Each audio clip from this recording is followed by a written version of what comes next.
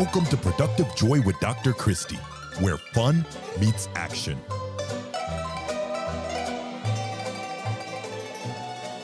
Hi, friends. Welcome to Productive Joy. We are so excited that you've decided to join us today. And Vivian and I are going to talk about all kinds of things that you're going to be able to use right away. But before we dive in, I need you to follow this podcast and I need you to share it with all of your friends.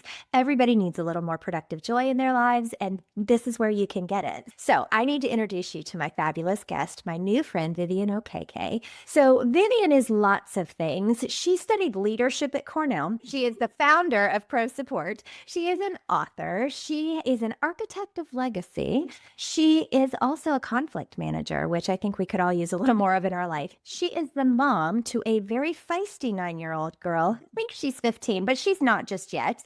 She's also a sister. She holds her faith very strongly, and she is incredibly empathetic due to some things that happened in her world that she may or may not share with us, but ultimately she cares a whole lot about humans.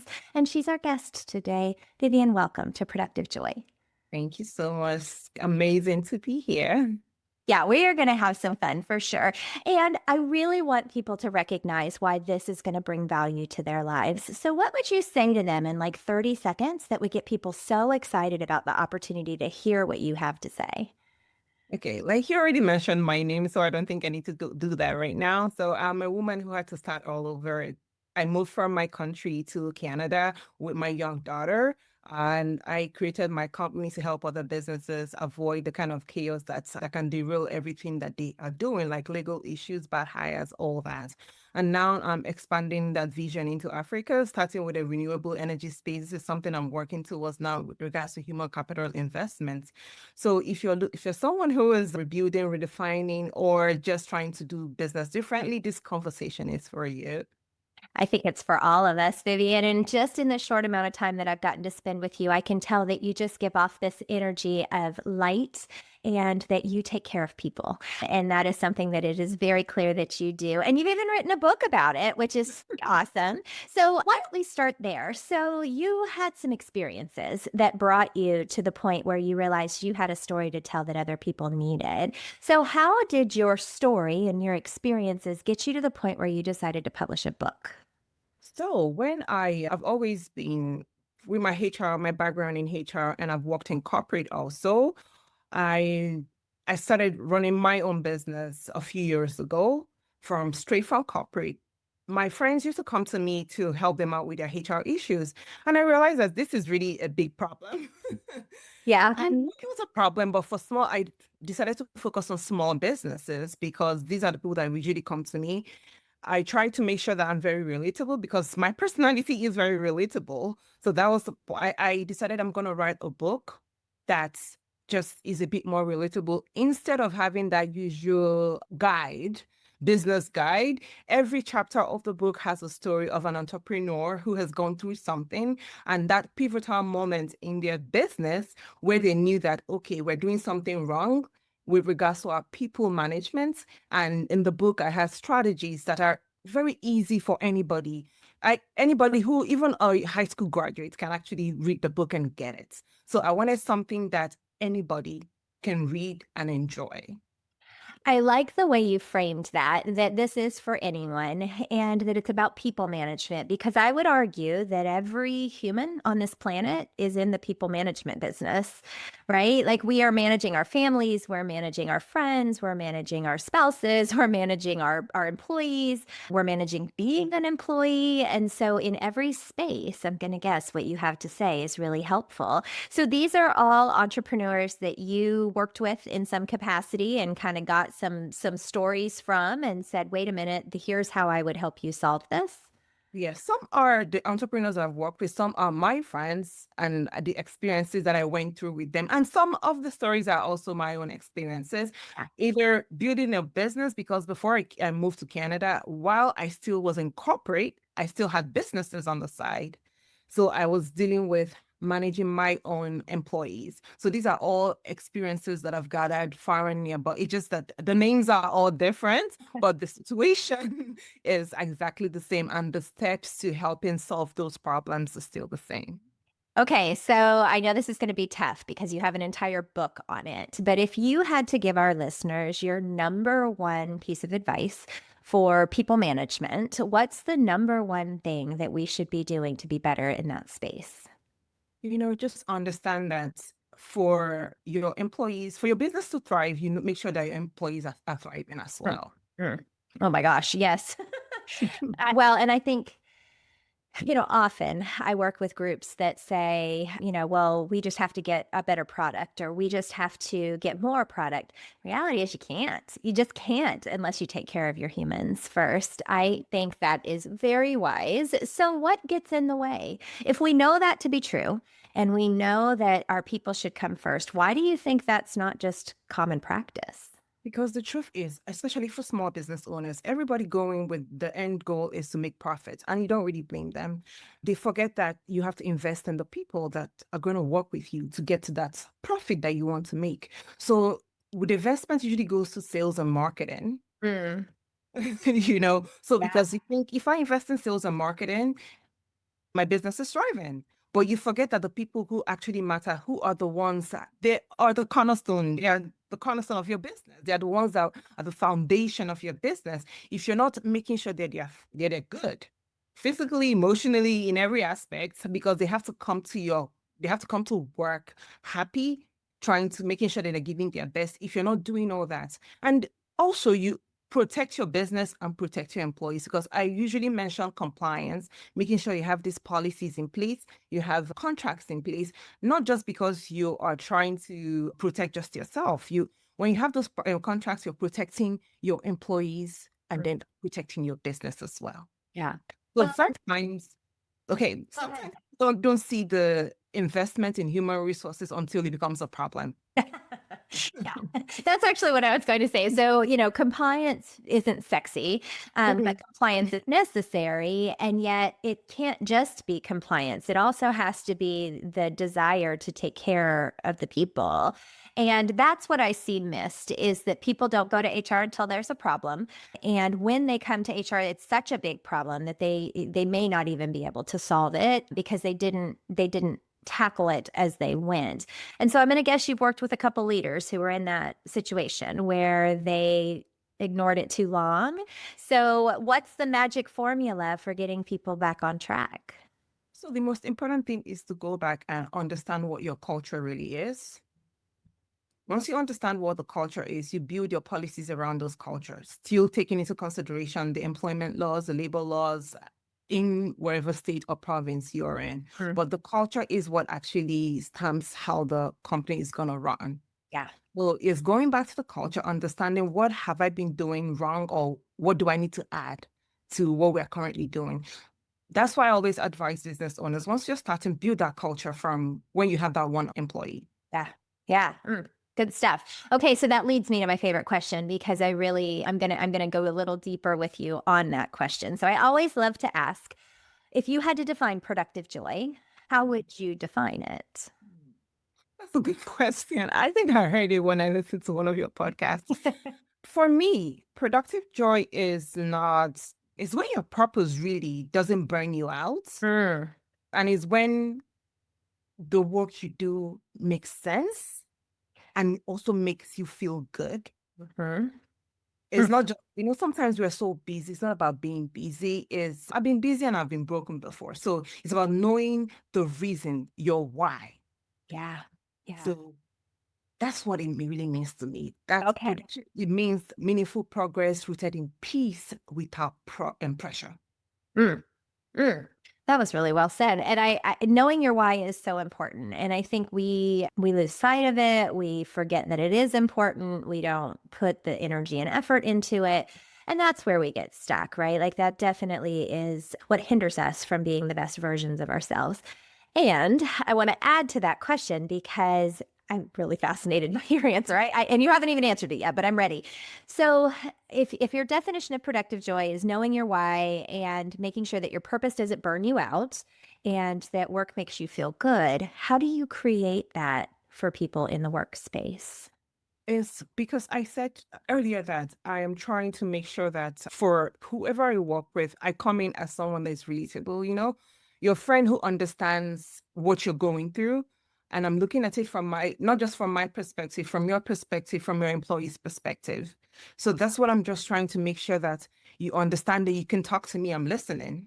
And we're here working together to make sure you get to that point where you want to get to. Mm. So, what would you say is your major role in this process? Is it to get the leaders to think a little more like you? Or is it more about being that voice from the HR perspective in the organizations that you work for? Or is it a little bit of both? And I'm asking because everybody might not have access to a Vivian, right? Somebody who is that really thoughtful ear and the one that is taking care of the humans. So what do you do when you don't have that person in the space? The most important thing is always listen. Is that listening part of it? You listen and you understand. You don't listen to just give a feedback. You listen to understand, first of all. For what I do with my clients, there's no one size fit all for everybody. I understand their personality. I understand their vision and their goals for their business. And I work in line with whatever vision and goals that they have for their business. So for someone who doesn't have someone like me, I'll go back to making sure you create the culture you want for yourself, you create the vision you want for that business, and you ask yourself, from now to the next 5 years, how do I want my business to look like? Once you understand that, and this is taking us back to what is your why. Once you understand what that is for you, you start building slowly but surely towards that goal. Yeah. Yeah. So, Vivian, where did you learn how to be this kind of help to people? Because, you go to school and you study things, right? That's great, but it's really more about those life experiences and the shaping of who you are. What pushed you into this space where you're able to help organizations create cultures that people want to be? And if it isn't where it needs to be, help get it there. How did you learn that? First, it was through my own personal experiences of personal loss. Like I lost my parents when I was very young. So I always say I've had people who have been there for me throughout my entire journey as a young kid through to adulthood. And still now there are people who I go to for support and for advice. So once I know that there are people in my corner like that, I also want to be that person to other people. Yeah, you lived by example, and I'm so sorry for your loss. I can only imagine. You mentioned you were very young when you lost both your mother and your father. Oh, Um, yes. that's not something that's easily fixed, right? It's not. It's a gaping hole that you then have to figure out what you're going to do with. And it's pretty beautiful that you chose to help other people with that loss and that hurt. And so that even though I realize that personal and professional are different, they're so intertwined and related, and you can't fully separate them. That's really where productive joy came from, because I don't think that work and fun can be mutually exclusive. I don't think that you can fully separate your personal and your professional lives. And so you took this tragedy and you turned it into something really special, and I'm grateful for that. I'm sure that everyone that has ever worked with you is rather grateful for that too. So how would our listeners find you if they wanted to learn a little bit more about what you do for companies or what you do for individuals? What's the best way? You can find me on LinkedIn, Vivian Okeke, and you can find me on Instagram, Vivian_C_Okeke. That's my Instagram handle. And Facebook is Vivian Okeke. Okay. I also have my company, Pro Support HR, at Pro Support HR on all social media handles. That's Nice. So if I could have said pro support HR with some sort of clarity, what happened is I wrote it down, but I wrote it right off the edge of my paper. And so I couldn't see what the last letters were. And I don't have my glasses on and I'm getting old, Vivian. Let's just be honest. And so when I look at things, they don't look as clear as they used to. And I'm not happy about that. Oh, well, anyway, as I continue to get old. So I have another random question for you. Not so Okay. random, but interesting. So it's fun for me when I get to cyberstalk my guests and learn a little bit about them. And when I went through yours, I discovered that you had the opportunity to study leadership at Cornell, and most people haven't had that opportunity. So tell us a little bit about that particular experience. It sounds like it was like a fellowship kind of a situation. You were there for a 6 month stint. Is that right? Yes, it was just that for it was a 6 months. I took that, I made that investment in myself when I was like way younger. I realized that, I had a goal for myself, for my life. I knew that this is what I want to do. I want to make sure I present myself the way I envision myself to be for others. So I took that. It cost me some money. I'm sure it did. Yeah. But it was an amazing experience. I am so proud of myself. The funny thing, I never used to talk about it. Hmm. I made an Instagram post this year to always show up because I noticed that I don't want anybody to pay so much attention. I don't want the attention on me, but I realized that if you have something to give and to offer, you need to start showing off what you've done, not in a proud way per se, but in a I'm proud of myself way. Yeah. Well, you're inspiring others when you do that, right? Like I know, and actually, I'm learning that traces back to childhood trauma when you downplay some of the amazing things that you've accomplished. So I recently found out that I'm going to get to do a TEDx talk, and I am super excited about that. But when it came through and I got the email and I opened the email, I went, oh, okay. Right. Like, no, I didn't. And my husband looked at me and goes, wait a minute, you're not going to get excited about this? I'm like, it's like it, and that is, I can trace that back to my childhood when I desperately wanted my father's approval and wanted him to just notice that I existed, and he often did not. And the only praise that I would get from him was a very clear, excellent, excellent, excellent. That's what he would say. But he had no idea what I'd actually done, right? Like that was just his go to phrase. And I'm saying all of that because you've went through some childhood trauma too. And Yeah. it has probably caused you to downplay some of the amazing things that you've done. Like most people can't say that one, they got into something like that, two, that they invested in themselves, and three, that they have something to show for it. So I'm going to say we're going to band together in a sisterhood and we are going to start humbly bragging a little bit about the great things that we've done. So listeners, you too, okay? If you are one that goes, oh yeah, that was no big deal. Yes, it was. And so you need to go ahead and own it. The funny thing, even for when I wrote my book, I was like, oh, everybody was so excited. My brothers were super excited. And I was, why are they getting so excited? My brother said, I don't have the discipline to follow through something like this. You need to be proud of yourself. I realized that, okay, maybe this is actually a big deal. When something comes to you naturally, you don't even understand how big of an impact it makes on other people's lives. Yes. Yes. So I'm beginning to, whatever small, no matter how small that win is, we need to keep clapping for ourselves. Well, because honestly, when our children are watching us, when your 9-year-old is watching you, she needs to see that you clap for yourself. And she needs to recognize that, hey, mom's kind of a big deal and she's done some things, because that'll make her want to be a big deal and do some things too. Not that she wouldn't on her own, but it certainly helps. I kind of love that. So I don't think we mentioned the name of your book, and I would love for people to find it. It is a really great name. So I'm going to let you say it because clearly I can't see, and so I will likely botch it. But tell us about Yeah. the title. There's done. Yeah, go ahead. Beneath the Cornerstone. You can find it on Amazon.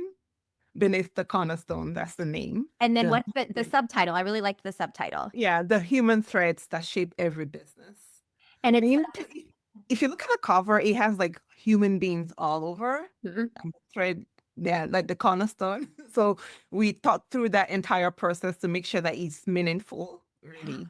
Oh, that's what I loved about it. When I looked at it, I'm like, oh my gosh, it absolutely gives a visual for having that thread that connects all these people. But it is, that was the cornerstone that you're looking at with all of the little humans poking out. So guys, go on Amazon, check it out. I definitely know that it is going to be the kind of book that makes you go, oh my gosh, wait, I can adopt that right away. And that's special, Vivian, because a lot of things that we read are overcomplicated or not immediately applicable. And everything that you have shown us about you is that you want things to be immediately applicable and the kinds of things that somebody can not just use right away, but can change practice with.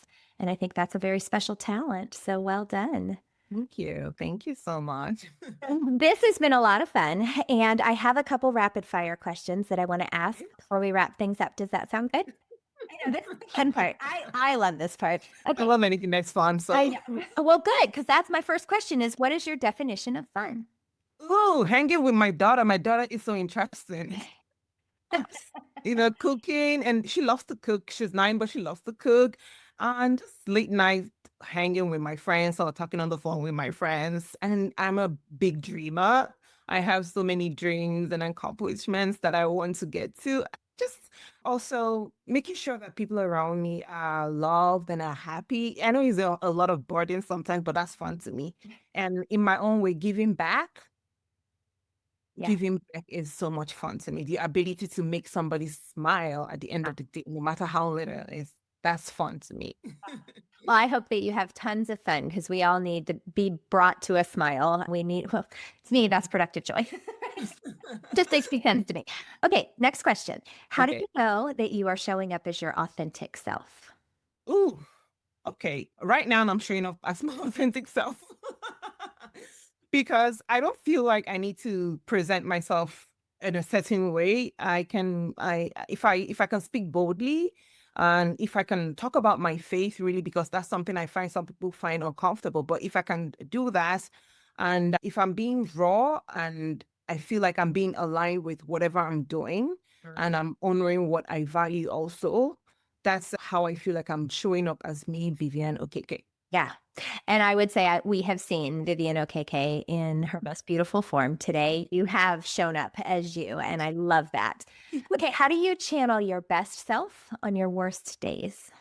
Oh, I told you that I lost my big brother last week. So every day I have to keep pushing, that tenacity to know that it's never gonna be a perfect day, but it's always gonna be a good day if you try.